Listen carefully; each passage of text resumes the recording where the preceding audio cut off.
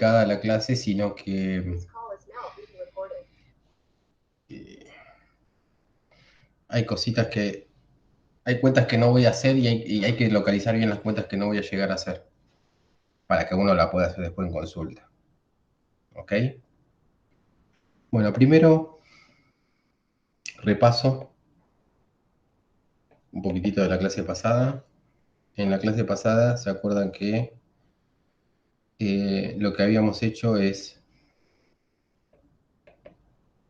obtuvimos las ecuaciones de Hamilton? Las ecuaciones de Hamilton eran fáciles, eran básicamente que Q punto era igual a la derivada de parcial de H hamiltoniano con respecto a P, y P punto era menos la derivada de H con respecto a Q. ¿Está bien? Eso básicamente lo que hicimos. Y esto lo obtuvimos a partir de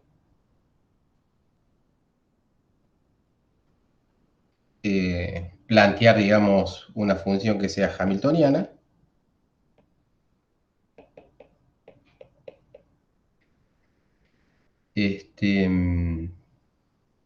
Definiendo a P como lo que es, por definición, la derivada de L con respecto a Q punto.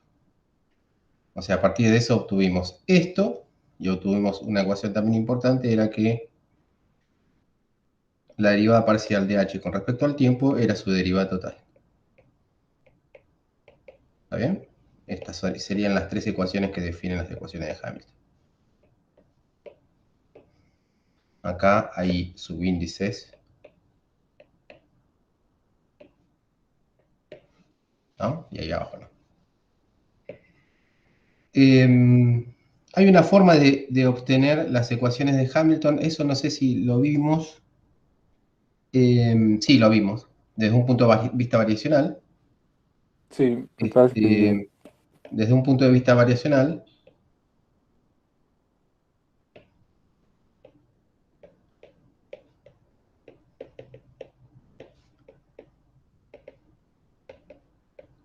donde la variación se hacía sobre las soluciones matemáticas y las soluciones físicas, lo que hemos llamado que Q era igual, que era la solución matemática o una solución física más, ¿sí?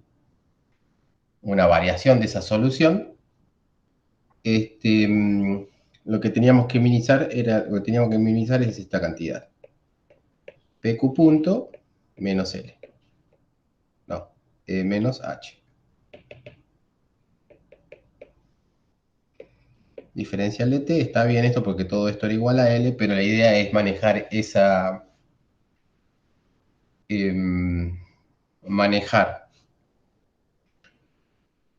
esa cantidad en función de, ¿sí? Q y P, ¿sí? Y reescribir siempre que aparecía Q punto en función de Q y de P. Uno planteaba esto y entonces lo que obtenían eran las ecuaciones de Hamilton. Es una especie de justificación teórica variacional a las ecuaciones de Hamilton. ¿Estamos bien hasta ahí? Eso es lo que habíamos hecho en la clase pasada. Y habíamos Sí, mostrado un ejemplo sí. para trabajar. Ahora lo que vamos a hacer es, para seguir trabajando, vamos a suponer además, esto ya arrancamos con el primer tema, que son las transformaciones canónicas. Ahora explico bien qué es, pero bueno, de entrada vamos a hacer algo que es importante y puede ser agarrado en medio de los pelos, ¿está bien? Pero sirve para seguir avanzando un poquitito, que es suponer que a esta cosa que habíamos llamado, ¿se acuerdan que acá este eta cumplía que eta de t en T1 era igual a eta en T2 era igual a 0 y esto era lo que habíamos llamado entre comillas extremos fijos? ¿Mm? Ahora, lo que vamos a suponer además es que estos extremos fijos también se cumplen para el momento. ¿Sí? Los extremos fijos también se cumplen para el momento, ¿no? Porque esa era la coordenada. O sea, ahí estábamos trabajando solamente con extremos fijos sobre los Q. ¿Está bien? Ahora vamos a suponer extremos fijos también sobre los P. Vamos a poner en vez de para él, porque en principio son varios, para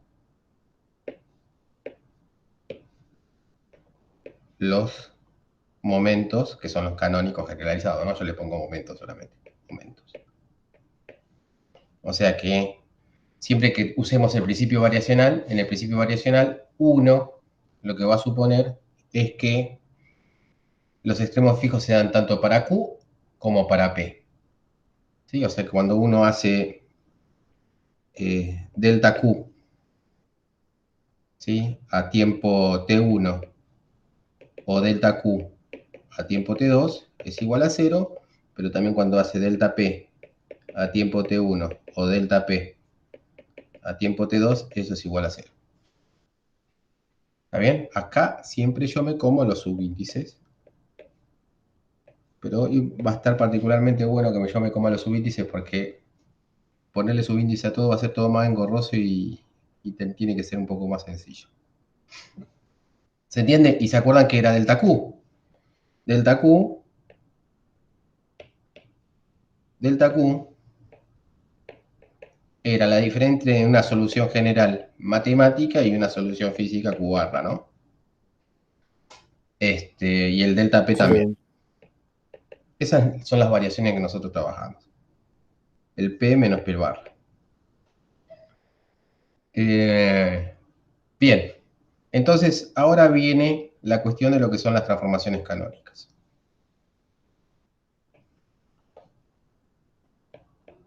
¿Qué son las transformaciones canónicas? Sí, y por qué, sobre todo, más que son, porque eso es una definición, ¿por qué son tan importantes? Sí, y eso va a estar enganchado mucho con el último tema del curso, que son que es la ecuación de Hamilton-Jacobi. Y la idea es la siguiente, la idea es, estaría bueno que uno trabajara en un sistema de coordenadas, en este caso las coordenadas involucran tanto las coordenadas como los momentos, en general hablo de coordenadas en lo que se llama el espacio de fases. El espacio de fases es esto, Q y P, ¿está bien? Es básicamente, bueno, ahora voy a hablar bien de lo que es el espacio de fases, pero bueno, a esas coordenadas, estaría bueno trabajar en un sistema de coordenadas, o sea, coordenadas y momentos, en donde el hamiltoniano eh, ¿sí? No dependa de ninguna de las coordenadas. ¿Sí? O sea, estaría bueno que el hamiltoniano que uno, o sea, uno elige apropiadamente las coordenadas del sistema, de manera que el hamiltoniano solamente depende de los momentos. O sea, de P1, P2, P3, ¿no? Que solamente depende de los momentos. ¿Por qué estaría bueno eso? Porque en ese caso todas las coordenadas serían cíclicas, ¿sí?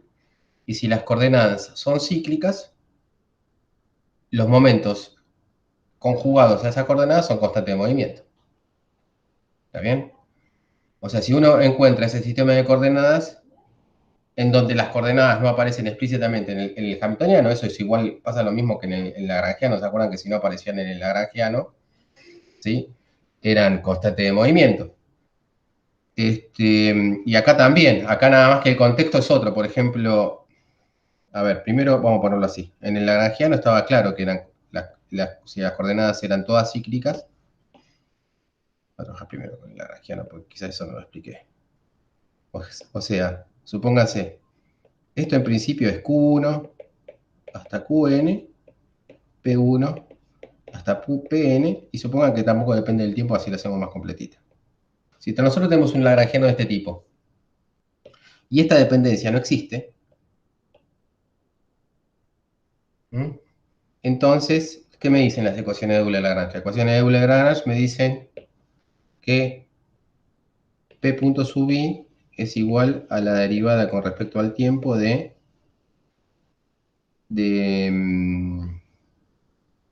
la derivada de, perdón, P punto sub i, ya está metiendo la pata, es igual a la derivada de L con respecto a Q sub i. Y si no aparecen, esto es igual a 0. Entonces, el P sub i es una constante de movimiento. Entonces tenemos el problema prácticamente resuelto, ¿sí? Porque si yo tengo que cada uno de los momentos es constante de movimiento, describir el movimiento del sistema es muy fácil, ¿no? Bien, con el lagrangiano pasa lo mismo, supónganse, y bueno, y además, como no depende del tiempo, el hamiltoniano también es una constante de movimiento. ¿Estamos de acuerdo con eso?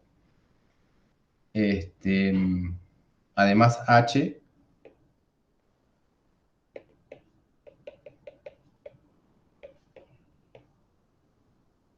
y eso hace que el problema físico esté completamente resuelto. ¿Estamos bien ahí? ¿Se acuerdan? Bueno, esto sí se acuerdan. Y esto también porque se acuerdan que si L no dependía del tiempo, la derivada explícita de L con respecto al tiempo, ¿no? La derivada parcial de L con respecto al tiempo, que era igual a la derivada total de H con respecto al tiempo, era a la vez con un signo menos ahí. Eso hacía que el H sea una constante de movimiento y esto es listo, problema resuelto. Entonces, problema resuelto. ¿Está bien? Esto pasa también con el formalismo hamiltoniano, porque si yo tengo que H, en principio H puede ser funciones de... Acá vamos a poner, para que quede claro que esto también puede ser función del tiempo y que esto tampoco estaba. ¿Está bien? Si yo tengo que H en principio que es de funciones de las coordenadas,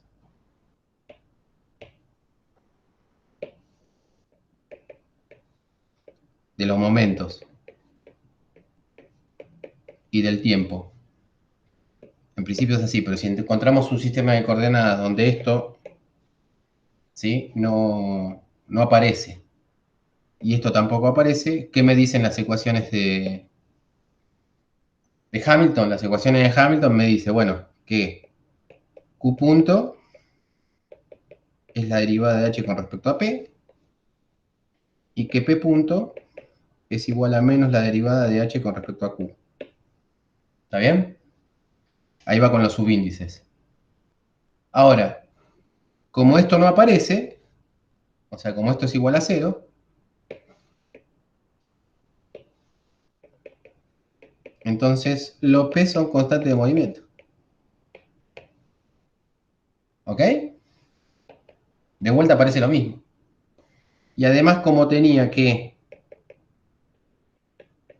la derivada de H era la derivada de H, pero ahora parcial, entonces H es constante de movimiento. ¿Está bien? Entonces, trabajar en un sistema de coordenadas en donde el hamiltoniano no dependa de esas coordenadas, estaría bueno. ¿Y cómo se encuentra en ese sistema de coordenadas? Para poder ver cómo uno puede ir a un sistema de coordenadas donde eso suceda, si es que puede hacerlo, uno lo que tenía que hacer es una transformación de coordenadas. ¿Sí? Pasar de un sistema de coordenadas, digamos, QP, a otro sistema de coordenadas, QP grande, ¿sí? Entonces uno tiene que saber, o sea, para entrarle a este tema, uno tiene que saber cómo hacer ese cambio de coordenadas. A ese cambio de coordenadas se llama transformaciones canónicas. ¿Mm? Y es una cosa que no se puede hacer en principio fácilmente porque ahora estamos obligados a cumplir, ¿sí? Que en el nuevo sistema de coordenadas también valgan las ecuaciones de Hamilton. O sea, uno tiene que tener cuidado en que en ese sistema de coordenadas valga O sea, si en el sistema viejo de coordenadas van las ecuaciones de Hamilton, las ecuaciones de Hamilton son, bueno, eso es igual a menos P punto, y la derivada de H con respecto a P es igual a Q punto. Acá, en este sistema de coordenadas, en principio tendría que valer lo mismo. La derivada con respecto a Q grande es igual a menos P punto, y la derivada con respecto a P grande es igual a Q punto. Y encima, en principio, no tendríamos, no necesariamente eso tendría que ser el mismo hamiltoniano, sino que tendría que ser un hamiltoniano que vamos a llamar K en el nuevo sistema de coordenadas. ¿Está bien? Pero entienden que en principio no cualquier par QP es un sistema de coordenadas que automáticamente válido, digamos. Tiene que cumplir ciertas reglas. ¿Está bien? Ahora vamos a trabajar bien sobre esas reglas. Pero lo importante es que tengamos presente eso. ¿Estamos? Y vamos a hacer una teoría general, no solamente una teoría para un sistema particular, donde valga es un sistema que es un resorte, y veamos diferentes formas de escribir coordenadas que describan a ese resorte, ¿sí? Sino que sea completamente general. Bien. Bueno, para entrarle a esta cuestión, a qué regla hay que cumplir para que un sistema de coordenadas sea un sistema de coordenadas apropiado, que se llama sistema de coordenadas canónicas. Coordenada, estamos hablando tanto de coordenada como momento a la vez. Lo que vamos a usar es el principio variacional. Por eso fue importante aclarar que ahora vamos a usar ese principio variacional donde los extremos fijos funcionen no solamente para las coordenadas, sino también para los momentos. ¿Se entiende la idea? Entonces, está bueno manejar un cambio de coordenadas. ¿Por qué está bueno manejar un cambio de coordenadas? Porque estaría bueno ir a un sistema de coordenadas donde el hamiltoniano no dependa de esas coordenadas, porque eso significaría que el problema estaría resuelto. ¿Ok? Entonces, ahora lo que vamos a hacer es aprender ese cambio de coordenadas. Bien, a ver si me salté algo. No. Bien, entonces acá me tienen que seguir. ¿Sí? Acá es donde uno puede, si no me sigue, explota todo, y si me sigue, está todo bien. ¿Eh? Si yo quiero usar el principio variacional, en el viejo sistema de coordenadas, el principio variacional sería este. PQ punto, me dejan no poner los subíndices, ¿no? Está claro que ahí van subíndices, P sub I, Q punto sub I. Claro, bueno, sí, sí, sí. Me dejan. Después van a ver, lo que podemos hacer al final, después de clase, es ponerle subíndice a todo. ¿Está? Con que lo hayas aclarado, por lo menos ahora, que quede en el video. Bueno, este sería principio variacional aplicado a un sistema físico, ¿ok? Usando unas coordenadas que son PQ. ¿Estamos? En ese sistema físico, el lagrangiano está definido, lo que sea. Acá va el H, perdón. Me confundí. ¿Ok? Ahora, si yo quiero cambiar a un sistema de coordenadas PQ grande, yo lo que podría plantear es ese principio variacional en ese sistema de coordenadas. PQ, punto. Y acá, como el hamiltoniano nadie me dice que tiene que ser necesariamente el mismo, yo le voy a poner otro nombre, K. ¿Está bien? Que en principio puede ser el mismo, diferente, la verdad que no lo sé, eso es lo que yo quiero buscar. ¿Qué condiciones se tienen que cumplir para que este principio variacional se tenga que seguir cumpliendo? ¿Ok? Ahora, lo que sí estamos seguros es que estas cosas están definidas en el mismo espacio de fases. Están definidas.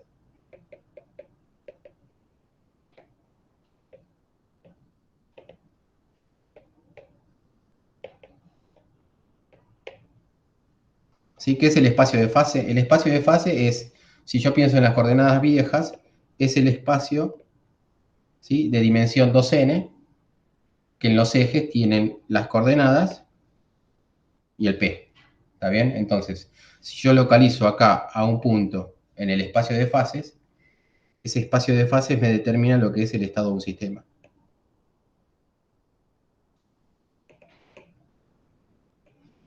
¿Sí? Acuérdense, acá son 2n ejes.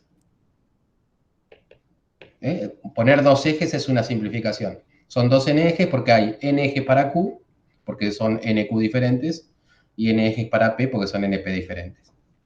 ¿Está bien? Pero bueno, si yo especifico un punto en ese espacio de fases, yo estoy, digamos, dando toda la información posible que tiene el sistema. ¿Sí? Porque acá estoy diciendo cuánto vale Q1, Q2, Q3, ¿sí? P1, P2, P3 hasta Pn. O sea, es la máxima información que yo puedo dar para establecer el estado del sistema. ¿Sí? Cuáles son las coordenadas y los momentos que tienen cada una de las partículas del sistema. ¿Está? ¿Se entiende? Sí, ¿y por qué comparten? O sea, ¿por qué están definidos en el mismo espacio? Si usan coordenadas distintas, o no sé, me pierdo un poco esto del espacio de fase. A ver, imagínate que tenés dos partículas. Vamos a hacerlo en un caso más sencillo. Dos partículas. Después de mecánica estadística lo que va a tener son 10 a la 23 partículas. ¿Está bien? Acá tenés dos partículas en dos dimensiones. O sea, tenés dos partículas, ejemplo. Dos partículas en dos dimensiones. Entonces, la elección más sencilla y sin ligadura, para hacerla sencilla. Si vos tenés sin ligadura, ¿cuántas coordenadas vas a tener?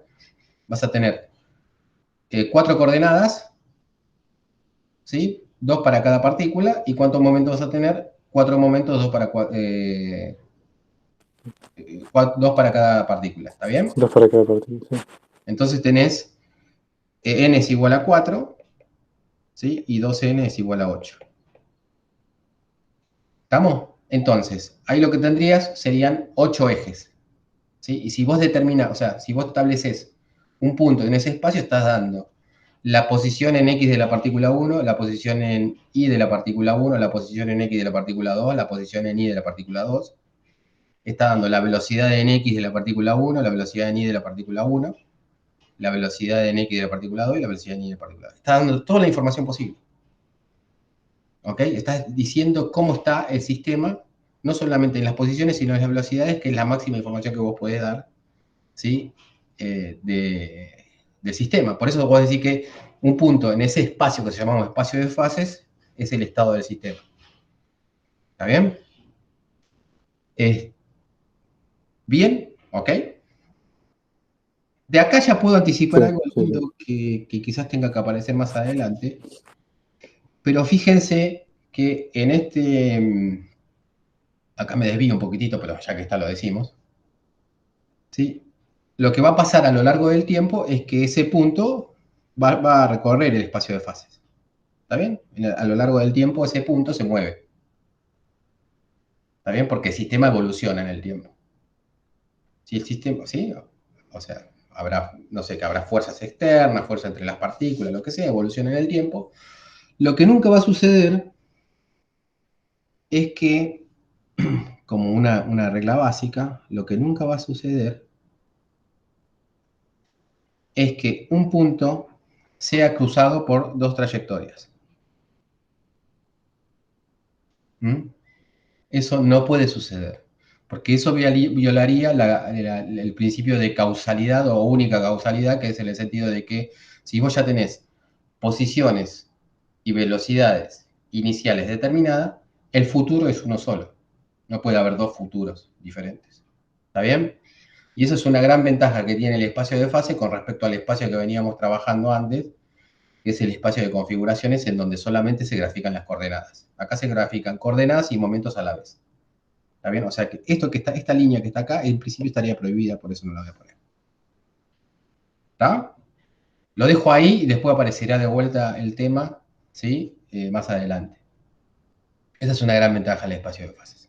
Ahora, ese espacio de fases yo lo puedo describir con un sistema de coordenadas QP o otro sistema de coordenadas así por decir, a lo bestia, Q grande y P grande. ¿Está bien? No, no es el único sistema de coordenadas que yo puedo elegir. ¿Está bien? Ahora, yo quiero ver cuáles son las propiedades que tienen que tener ese sistema de coordenadas Q grande y P grande para que realmente sea un sistema de coordenadas válido. ¿Sí? Y eso es lo que vamos a ver ahora. ¿Está bien? Lo importante es que el Q chico y el P chico describen el mismo espacio de fase que el Q grande y el P grande. ¿Está? ¿Se entiende? Eso es lo que vamos a ver ahora. Bien. Uno lo que podría decir es, de esto que tenemos arriba, uno estaría tentado a decir que, ¿no? De esto que está acá, vamos a poner por uno estaría tentado a decir que PQ grande, empieza con el chiquito, P, Q punto chiquito menos H, ese H estaría en principio definido por Q, P y T, va a ser igual a o, P, Q punto grande menos K, y este sería un K de P.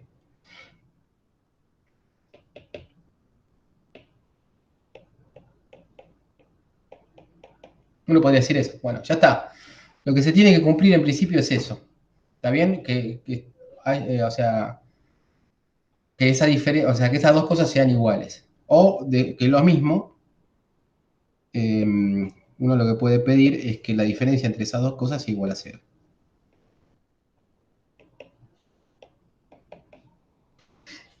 ¿Ok?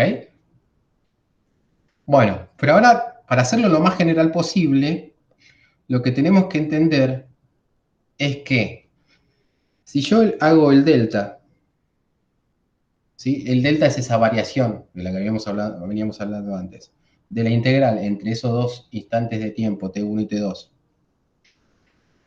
o sea, vamos a ponerle 1 y 2, de una derivada total con respecto al tiempo de cualquier función phi en el espacio de fases, ¿sí? O sea, que sea una función en el espacio de fase en general del tiempo, podríamos decir que sea una función de q, p y t, porque ese q y p describen el espacio de fase, ¿no? Son un punto que está localizado en el espacio de fase. Ustedes fíjense que, y acá podríamos elegir cualquier coordenada, vieja o nueva, pero bueno, usamos las viejas. Total, es un punto en el espacio de fase, es válido cualquier sistema de coordenadas de ese espacio de fase. Fíjense que si yo hago esta cuenta, esto me va a dar el phi, el delta del phi, ¿no? Esta es una diferencial, esto es una derivada, una integral en el tiempo, así que directamente es, vamos a poner pero, como, esto es delta de phi evaluado en Q, P y T entre 2 y 1. ¿Está bien? Vamos a ponerlo así si quieren. Esto sería igual a la variación con el phi, el calculado en Q de T2, P de T2, T2 menos phi de Q de T1, ¿no? Estoy evaluando a la función phi en un extremo a los extremos de la integral, ¿no? Coma, PT1 y T1. Y este delta, que está acá, ¿sí? Lo que hacía era hacer la diferencia entre la solución matemática y la solución física, ¿no? Pero en el extremo esa diferencia era cero, porque estábamos hablando de extremos fijos. ¿Sí? O sea, si uno quiere ponerlo completamente, esto sería igual a phi de Q de T2, P de T2, T2, menos phi de Q barra, ¿no? De T2, P barra, de T2, T2, menos phi de Q de T1, P de T1, T1, menos phi de Q barra de T2, de T1, ¿no? P barra de T1 y T1. Y todo eso es igual a 0. ¿Se entiende? Porque los extremos son fijos. Y fíjense que ahí es donde yo estoy usando que los momentos también tienen extremos fijos, ¿no? O sea, acá es donde la utilidad de eso que yo agregué al principio es utilidad de que los momentos también tengan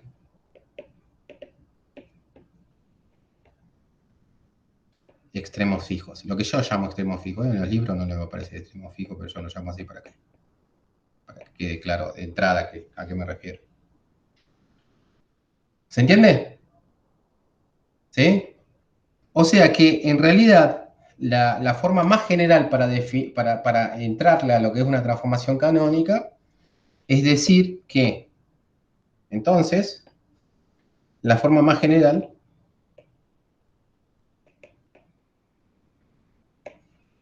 sería decir que P Q punto menos H menos P grande Q punto grande menos K es igual a una derivada completa con respecto al tiempo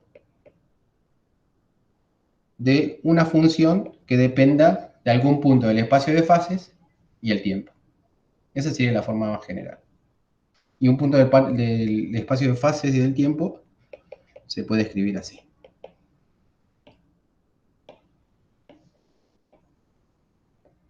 ¿Está bien? Entonces, la idea es de esta relación extraer la información de cómo debe ser las coordenadas en función de las coordenadas nuevas, en función de las coordenadas viejas, ¿sí? Que sería algo así, dado phi.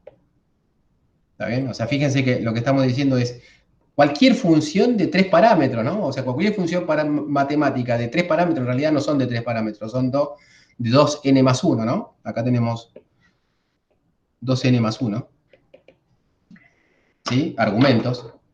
O sea, cualquier función matemática de 2n más 1 argumentos, ¿sí? Me va a decir una posibilidad, o sea, cuáles son las transformaciones canónicas posibles, ¿sí? O sea que son infinitas las transformaciones canónicas que hay, ¿sí? Dado que hay infinitas funciones de 2n más 1 argumentos, ¿no? Matemáticas.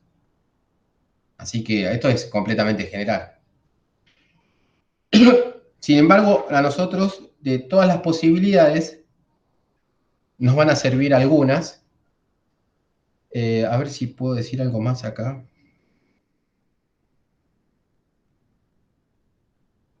No, no puedo decir nada más. Vamos a entrarle a ver cómo podemos no hacer algo tan general, así le sacamos un poco más el jugo. Lo primero que vamos a hacer es, vamos a seguir explotando el hecho de que P y Q tengan extremos fijos, y vamos a pensar que especificar, o sea, uno podría en principio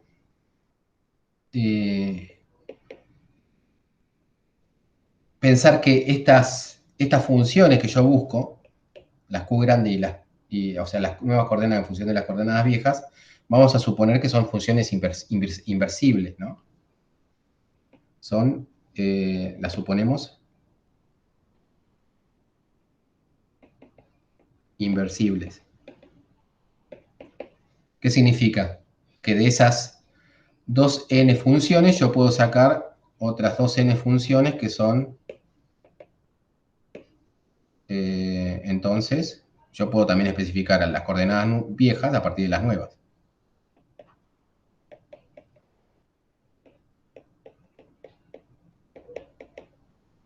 ¿Está bien? Si son inversibles. ¿Está bien? Uno supone eso.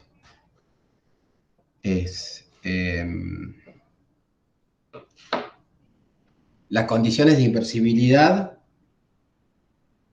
son complicadas, pero bueno, si uno se pone a pensar en lo más sencillo, lo habíamos mencionado, si uno, lo más sencillo tiene que ver con que la derivada de una función no se haga cero para que se haga inversible, ¿no? ¿Se acuerdan de eso? ¿Está? Trabajando en la mínima dimensión posible, bueno, uno puede extender ese concepto a cuando tenga una mayor dimensión, pero que no nos vamos a meter con ese tema. Vamos a suponer que es sensato suponer que son inversibles. Lemos se mete con ese tema, lo pueden ver si se quieren, ¿sí? Adentrar en eso, lo pueden ver del libro de Lemos. Bien, entonces, si nosotros suponemos que las funciones van a ser inversibles, el phi también puede ser especificado en función de phi, lo podríamos pensar como función del Q y del Q y del P grande a través de esto, ¿no? Q de... ¿Se entiende? Uno podría pensar a esto como una función de Q y P grande. ¿Sí? Y es más, las que sirven en realidad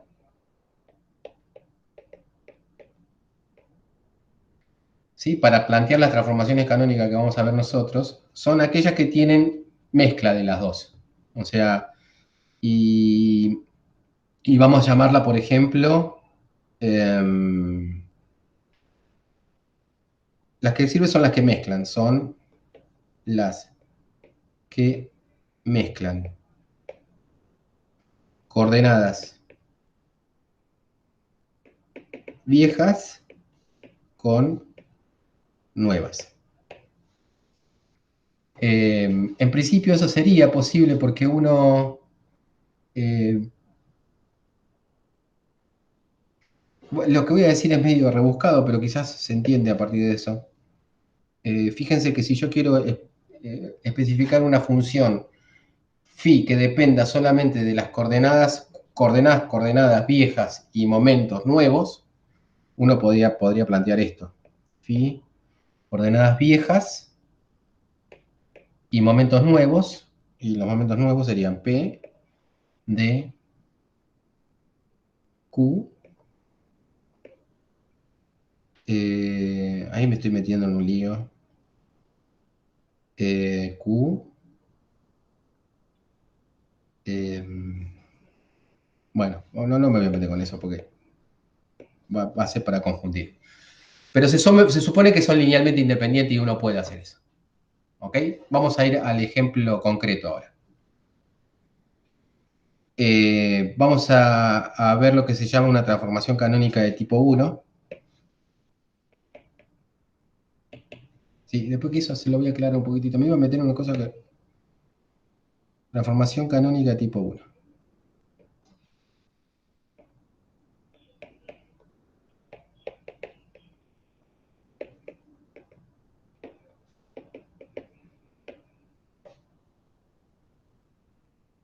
Bien. O sea, una transformación canónica de tipo 1 es tomar directamente... fíjense que si yo pienso en una diferencial en el tiempo, lo que escribí arriba lo podría describir de esta manera. P chiquita diferencial de Q menos H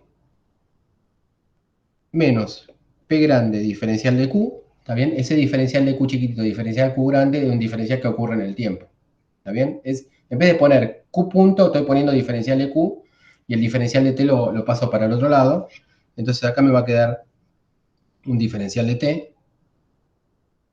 ¿Sí? Estoy multiplicando todo por ese diferencial de t. Acá me va a quedar un más k diferencial de t es igual a un diferencial de phi. ¿Estamos? O sea, que P diferencial de Q menos P grande diferencial de Q grande más K menos H diferencial de T va a ser igual a ese diferencial de phi. ¿Sí? Si ese diferencial de phi yo lo supongo dependiente de Q y Q grande y T,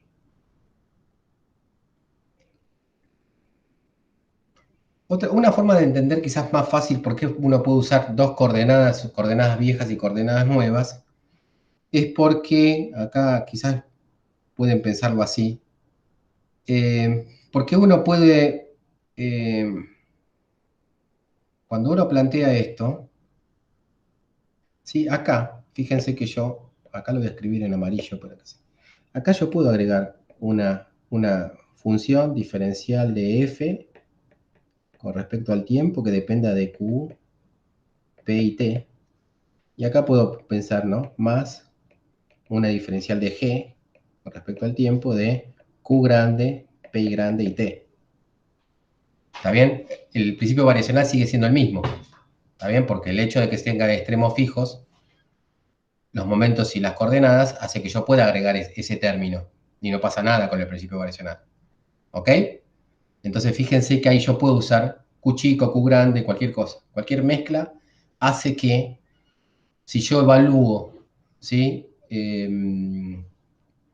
Hago esta diferencia, yo puedo poner acá también funciones de Q grande y P grande, ¿sí? También.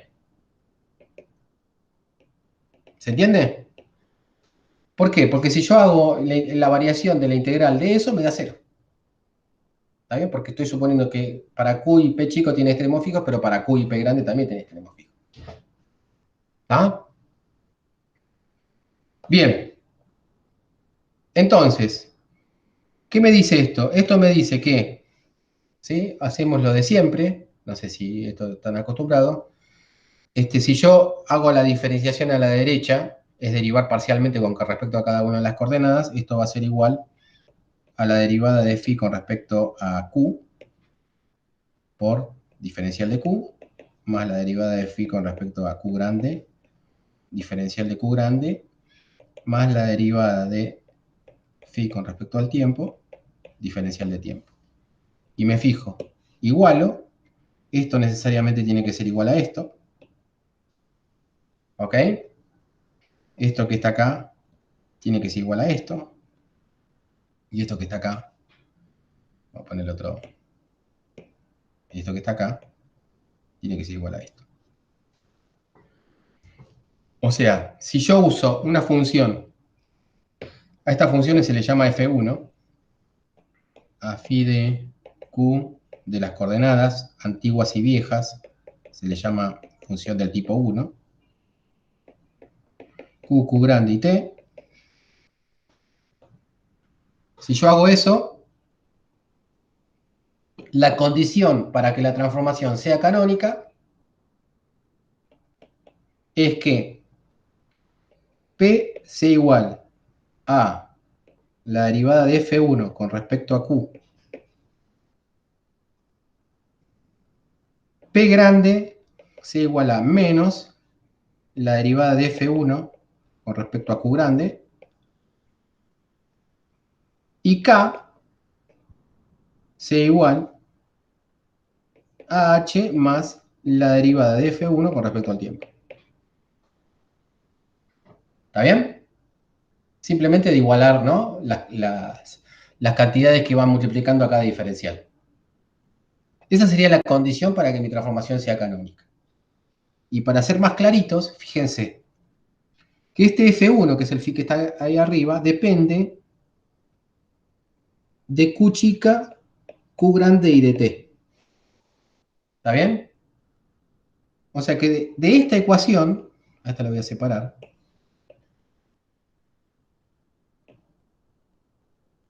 Acá suponemos que todo lo que existe, todas las ecuaciones que hay son inversibles, que son re lindas. De esta ecuación, ¿me siguen hasta ahora? ¿Sí? Sí, De esta sí, ecuación que está acá, con los de esta cuentos. ecuación que está acá, yo puedo despejar Q. O sea, yo de acá puedo despejar Q como función de Q chica, P grande y de T. Esa es la información que voy a extraer de esa ecuación. ¿Está? Esta F1 que está acá, dijimos que es función de Q chica, Q grande y de T. Y de ahí voy a extraer la información. Fíjense, yo usando la información que ya tengo de cómo es el Q grande, de acá puedo extraer la información de cómo es P en función de Q chica, P chica y T. ¿Sí? ¿Por qué? Porque el Q grande lo puedo expresar como función de Q chica, P chica y T. Entonces, yo puedo decir cómo es el P grande ahí en función de, o sea, el momento nuevo a partir de las coordenadas y momentos viejos. ¿Se entiende eso? ¿Mm? Y este K, que en principio es un K que depende de las coordenadas nuevas, Q grande, a este se le llama K hamiltoniano, porque ese es hamiltoniano en el nuevo sistema, también entonces para el tipo que lo inventó es gracioso, y le dice K hamiltoniano, Q grande, P ¿Es grande. en serio? Muy chiste. El Holstein le dice K hamiltoniano, ¿sí? Ah, Dice, por hacerse los graciosos, ¿sí? Eh, bueno, fíjense que en realidad este H depende de las coordenadas viejas, y este F1 de las coordenadas, Q, Q grande y T, ¿sí? Y bueno, entonces simplemente acá, si yo supongo que son inversibles, yo a este Q lo puedo poner como función de Q grande y P, porque ya los tengo, ¿no? Los tengo de las ecuaciones anteriores, ya las puedo invertir. Este P chico lo pongo como función de Q grande, P y T, y este Q chico, bueno, es lo mismo que esto, ¿no? Entonces, en ese sentido, uno ya, digamos, resolvió el problema de la transformación canónica, usando una función generadora tipo 1 que depende de las coordenadas viejas y las coordenadas nuevas, y del tiempo, cualquiera, ¿sí? Tiene 2n más 1 argumentos, una función matemática que puede ser de, todo el, ¿sí? De todas las que existen, agarrar cualquiera, uno se puede armar una transformación canónica. O sea, un sistema de coordenadas válidos para expresar, para describir el espacio de fases. ¿Se entiende? ¿Eh? Eh, perfecto.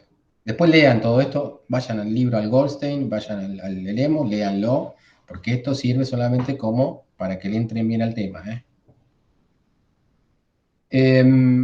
Bueno, y después uno podría plantear ejemplos. El ejemplo más sencillo que uno puede plantear con esto es, por ejemplo, F1 de Q, Q grande, T. El más sencillo podría ser Q sub I, bueno, quizás no es el más sencillo, pero bueno, y Q sub I grande, ¿no? Supónganse que tienen eso. Es una función matemática posible, depende de, o sea, acuérdense que estamos, acá hay una suma implícita, acá la pongo implícita. Bueno, entonces, si yo quiero saber cuánto vale el PI, no, vamos a empezar con el PI chiquitito, el PI chiquitito. O sea, si agarro esta ecuación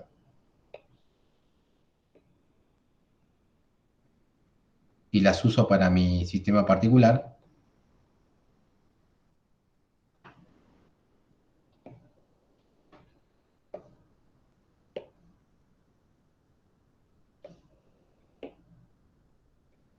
¿está bien? ¿Qué tengo que hacer? Y acá tendría que hacer P sub I, Q sub I.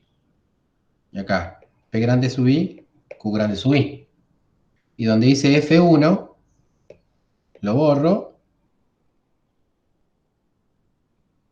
Y acá tengo que poner lo que es F. No voy a usar el mismo índice I porque ya lo usé. Así que acá podría usar tranquilamente QJ, Q grande J. ¿Está bien? Y lo mismo voy a hacer acá.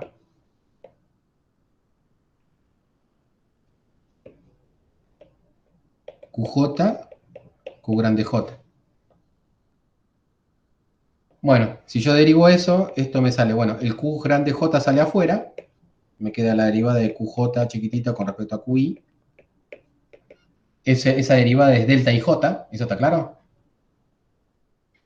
¿Sí? Entonces me queda QJ delta IJ y esto es igual a Q sub I.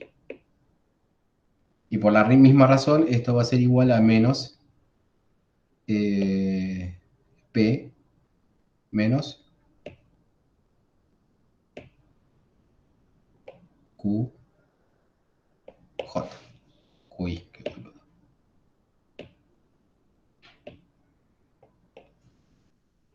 ¿Sí? ¿Se entiende? Ah, Demo. pero ¿por qué se deriva así? No, quedé pensando. Pensé que sí, pero no. La- Acordate que los Q y los P Ujú. son dos n coordenadas independientes. ¿Está bien? Pensá como si fuesen X, Y, Z.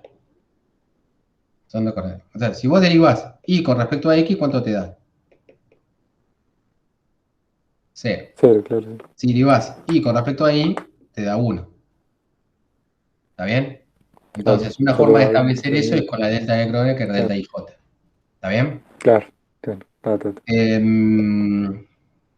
Bien, pero está bien la pregunta, porque a veces a mí se me pasa resaltar el hecho de que uno lo que hace cuando trabaja en la formulación hamiltoniano, lo que está trabajando son en realidad con dos n coordenadas independientes, y una vez que esas coordenadas, vos tengas un hamiltoniano y tengas esas coordenadas y haces cumplir esas coordenadas, haces cumplir las ecuaciones de Hamilton, ahí se convierten en soluciones de movimiento. Funciones de movimiento, solución de problema físico. ¿Está bien? Pero antes de meterla al hamiltoniano son coordenadas. ¿Se entiende? El... Bien. Acá son coordenadas. ¿Sí? Pero bueno, ahora esto va a ser un sistema de coordenadas válido porque van a cumplir sus ecuaciones de Hamilton correspondientes. Fíjense que lo que obtuvimos es que el P sub i chiquitito se convierte en Q sub i y el Q sub i chiquitito se convierte en menos P sub i. ¿Está bien? O sea que parece ser que esto es una transformación que es canónica. Y fíjense que el hamiltoniano sigue siendo el mismo hamiltoniano. ¿Por qué? Porque la función esta, F1, no dependía del tiempo. Entonces, fíjense que esto se te va, ¿no? Esto que está acá, se te va. Y te queda que el hamiltoniano es igual al camiltoniano. ¿Ok?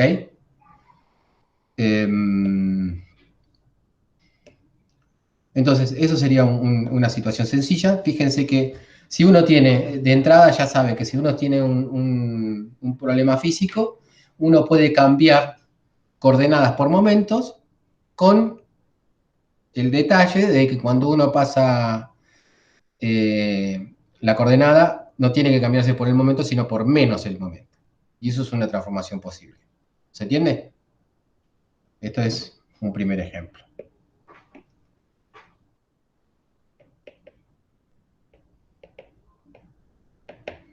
Bien. Después hay otras combinaciones. Uno podría tomar F2, mezclan, o sea, hay mezcla de coordenadas con el Q y el P grande, el tiempo.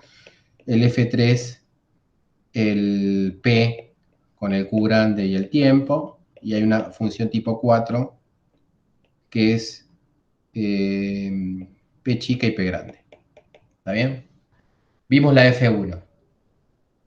La que es para nosotros la importante de la materia, la que es la importante es esta, la F2. ¿Sí?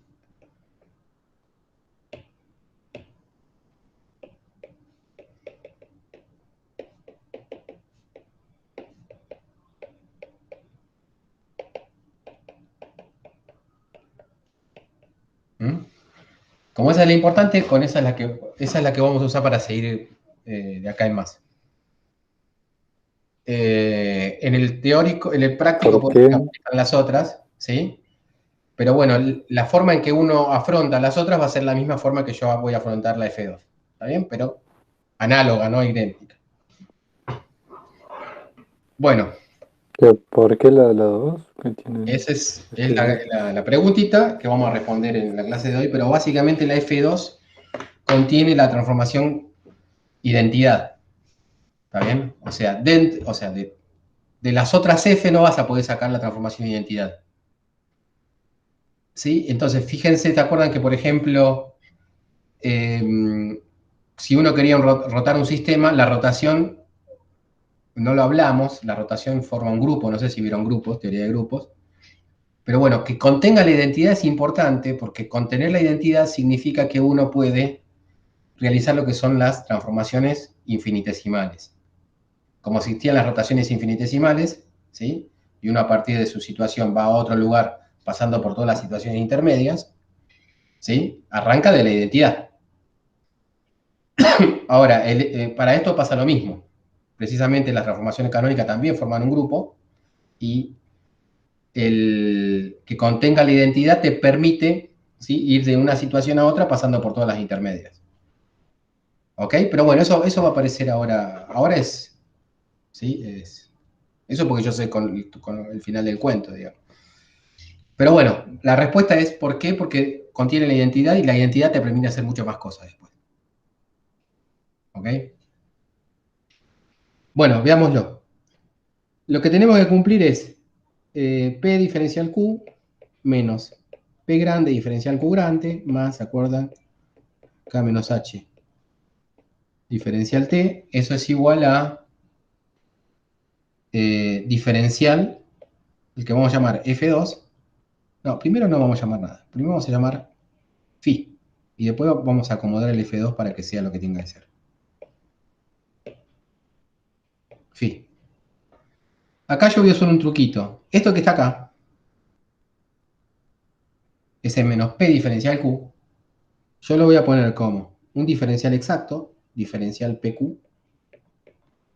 Ahí hay suma implícita, los índices si quieren después se lo ponemos. Más Q diferencial P grande. ¿Sí? Estamos haciendo lo mismo que hicimos para pasar del lagrangiano al hamiltoniano. Acá es el mismo truco. ¿Sí? Se llaman transformaciones de Legendre. Es lo que se usaba, ¿no?, en termodinámica para ir de la energía a la entalpía, por ejemplo. ¿De Legendre era que se llamaba? ¿O de Lagrange? No me acuerdo. Bueno, paso ese término para el otro lado y lo que me va a quedar es que P diferencial Q más Q diferencial P más K menos H diferencial T es igual a diferencial exacto phi más PQ. ¿Se entendió? Entonces, el phi, que podía ser función de cualquier variable siempre que estuviese en el mismo espacio de fases, el phi ese yo lo puedo pensar como una F2 que dependa de los Q viejos, los P nuevos, el T, menos PQ.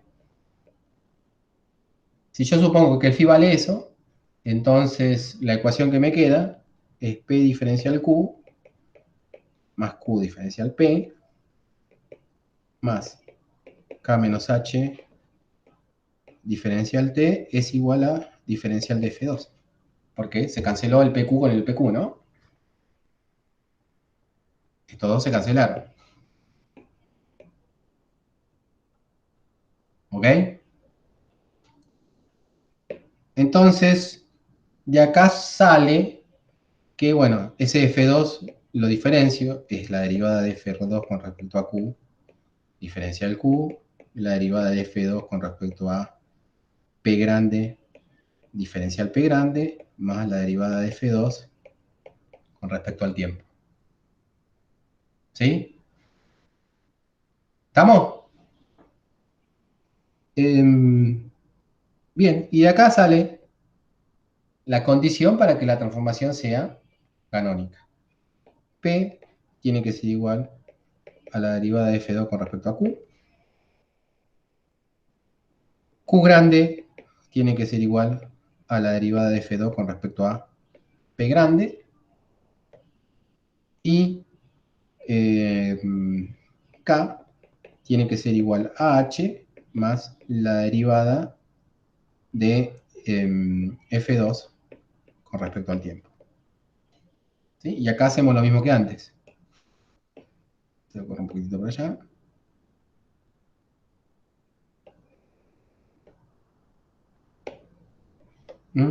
Este P, este F2 depende de Q, P grande y de T. ¿Sí? De acá va a salir P grande de Q, P y T, ¿no? Este F2 depende de Q, P grande y T. De acá va a salir, usando lo anterior, va a salir Q grande de Q chiquita, P y T. Esto depende de Q grande, P grande y T. Este H, yo supongo que todas las funciones son inversibles, dependen de Q.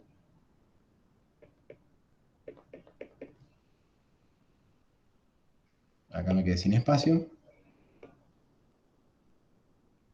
¿Se entiende lo que estoy haciendo?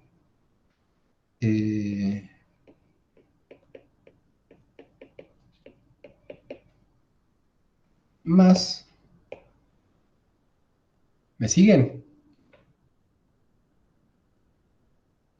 O ya está, es mucho. Y esto va a ser Q. Sí.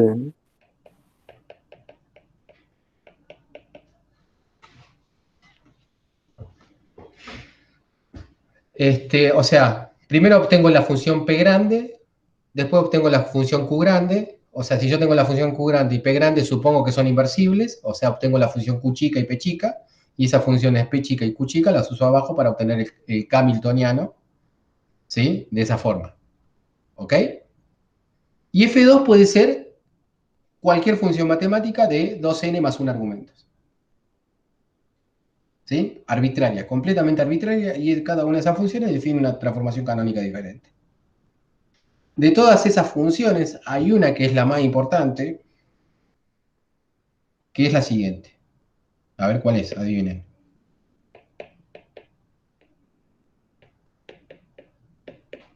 ¿Cuál es la función más importante? De identidad, ¿no? Mm, No. va a generar la identidad, va a generar la transformación canónica de identidad. Exactamente es esa, pero ¿cuál sería la forma? Mm, Si uno es bicho y se fija la que yo definí antes, Sí, sería era esta. QI, PI mayúscula. PI. Exacto. QI, PI mayúscula. Entonces, fíjense, si yo uso el P chiquitito y me sigo con la función de arriba, P sub I es la derivada con respecto a Q sub I de QJ PJ, ¿no? Y eso es igual, el PJ sale para afuera, ¿sí? Me queda la derivada de QJ con respecto a QI, es la delta J y J, entonces el P grande J se convierte en PI. ¿Está bien? Y lo mismo con el Q grande. Q grande I es la derivada con respecto a PI de Q chica J, P grande J, y eso va a ser igual al Q chico Y. Y la identidad. ¿Lo ven? Bien, y vamos a aprovechar ya que estamos en el F2. El F2, o sea, si ustedes van al Goldstein, después retoma el F2, así que vamos a ir directamente con el F2 porque es tan útil. Y vamos a suponer que el F2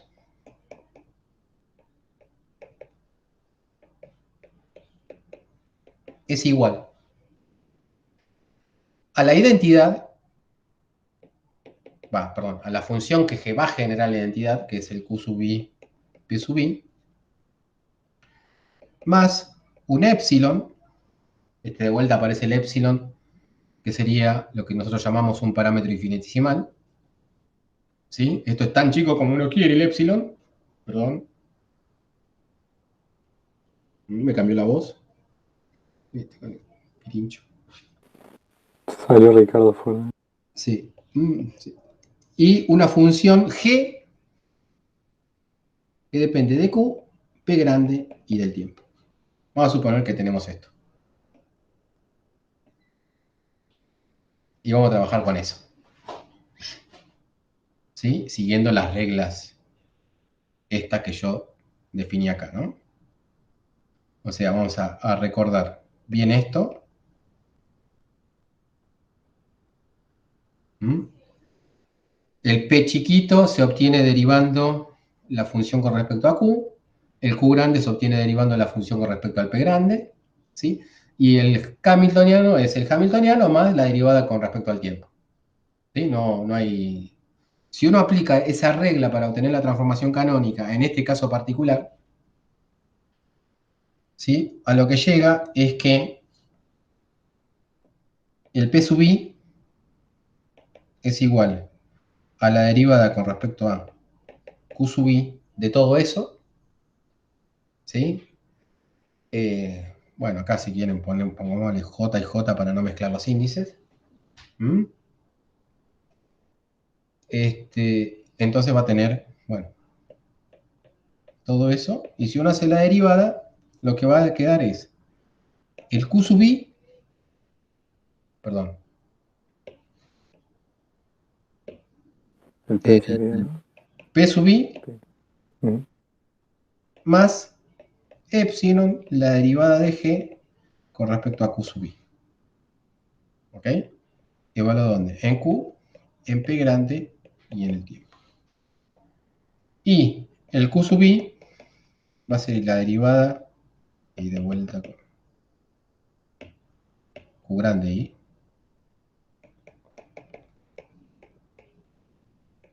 P grande y de todo eso va a ser igual a al Q sub i, esa cuenta ya la hicimos porque es la parte de la identidad, más el epsilon, la derivada de G con respecto a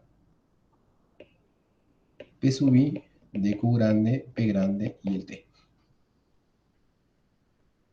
¿Ok? Ahora, si uno piensa que este P es, fíjense que ese P es este que está acá, ¿no? ¿Sí? O sea, son los P1, P2, ¿no? Todos los grandes. Y ese P que está grande es este P chiquitito menos todo esto. ¿Sí? O sea, lo paso del otro lado, me queda... Entonces uno podría pensar que eso que está ahí, y acá es donde viene, está la gracia de todo esto, este P que está ahí, uno podría pensarlo así, que es un P sub i, que va a ser igual a un P sub i chiquitito, ¿no?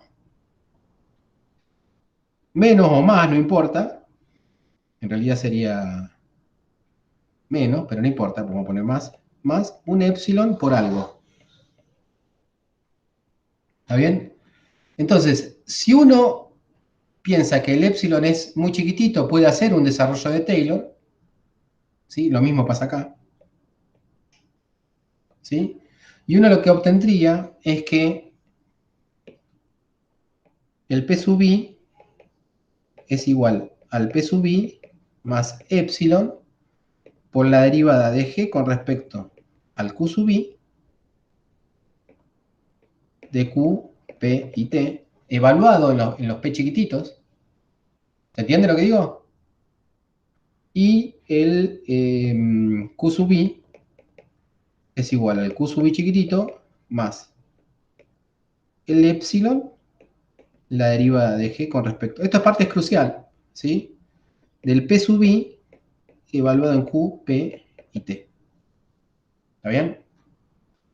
Entonces, fíjense, cuidado. Originalmente la función G es una función que depende del Q chico, el P grande y el T. Pero desde el punto de vista matemático, el Q chico, el P grande y el T son lugares de argumentos matemáticos, digamos, ¿no? O sea, uno puede no darle nombre. ¿Se entiende eso? Es una función matemática con 3 argumentos, si quieren, o 2n más 1 argumentos.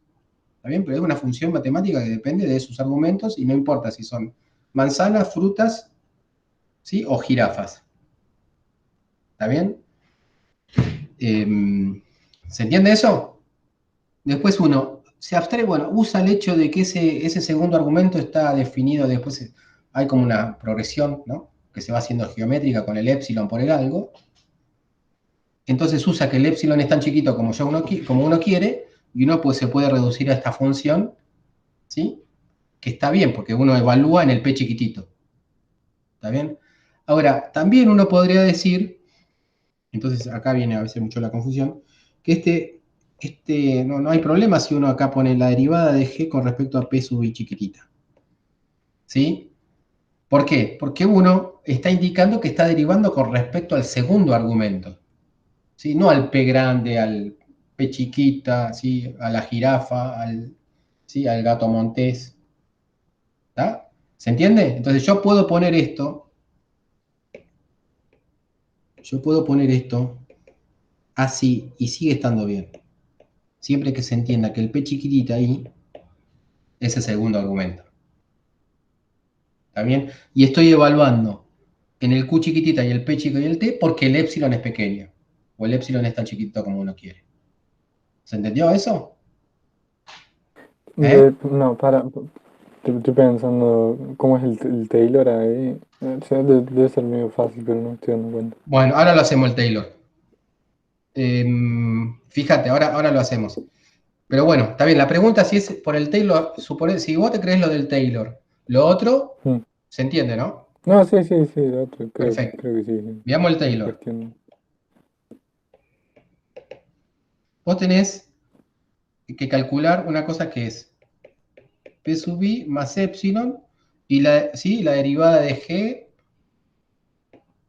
con respecto a Q sub I de Q, P grande y T. Eso es igual a P sub I. ¿Está bien? Entonces vos lo que podés decir es que, bueno, lo paso acá. Esto lo paso acá. ¿Mm? Me parece que me salió más, me costó más.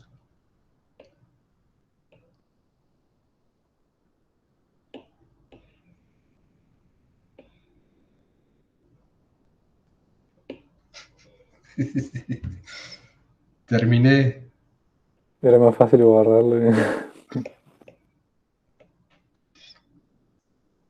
Y acá un signo menos, ¿no? ¿Estamos? Vos tenés eso. Sí. Entonces, eso que está ahí lo puedes poner como P sub I menos epsilon. Y acá hago desarrollo de Taylor. ¿Sí? Acuérdense que hay varios. ¿Sí? Quizás ahí por ahí fue la pregunta. Esto es P1, P2, ¿no? Hasta Pn. Entonces, si yo quiero hacer el desarrollo de Taylor, tengo que hacer el desarrollo de Taylor sobre cada uno de esos. ¿Sí? Entonces, yo lo que voy a hacer es epsilon, la derivada de G con respecto a Q sub I, con respecto, dejo el segundo argumento, P grande, P chico, no importa, vamos a poner P grande por ahora para no confundir, PJ, le digo con respecto a PJ, ¿está bien? Evalúo en Q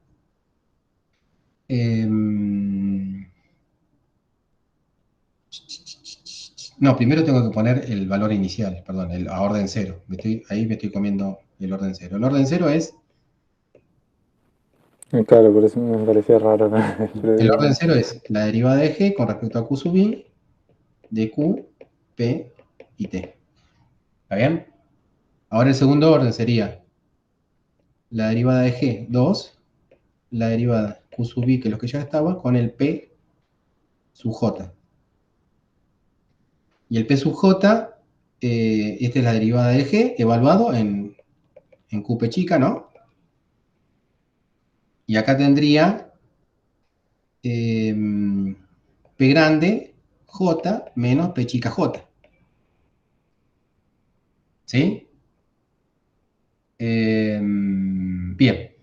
Y acá tendría después, ¿sí? Al orden 3, ¿sí? Segundo orden. Sí, bueno, pero sí. ¿No? Tercer orden. Bueno. Cuando vos, ahora, esto que está acá, te lo da la misma ecuación de arriba. Lo que está ahí es, ¿sí? Haces PJ menos PI, te queda menos epsilon, ¿está bien? Por algo. Pero ya que tenga el epsilon, hace que después se multiplique con este epsilon y sea epsilon al cuadrado. Entonces vos te quedás con este término, sobrevive este.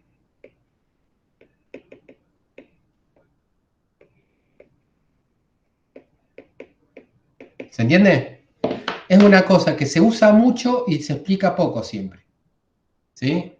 Sí, no Pero me he bueno, dado cuenta sobre qué función lo estábamos haciendo el telo, por eso. No me he dado cuenta. está bien, pero igual es medio, ahora que lo veo, es medio intrincado, digamos, porque hay que usar, o sea, es como una recursiva, ¿no? Es una propagación recursiva porque vas usando la misma ecuación siempre.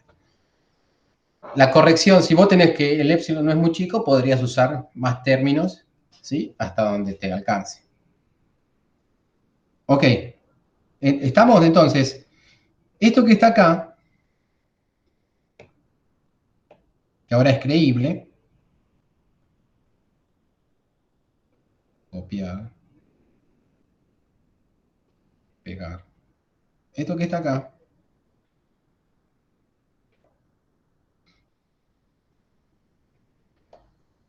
lo vamos a poner de esta forma. O sea, vamos a poner el PI para que quede más lindo, el PI del grande de este lado, el PI chica de este lado y con un signo menos. ¿Está bien?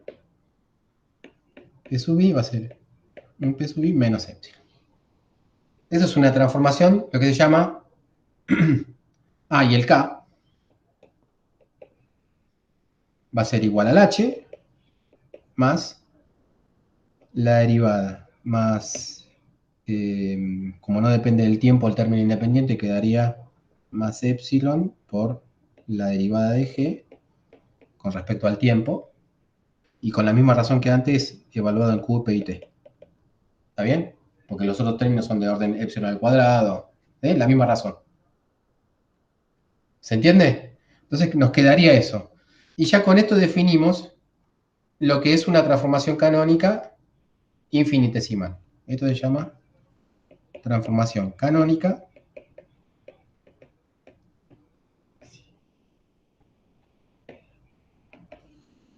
¿sí? Son tan importantes como las rotaciones infinitesimales.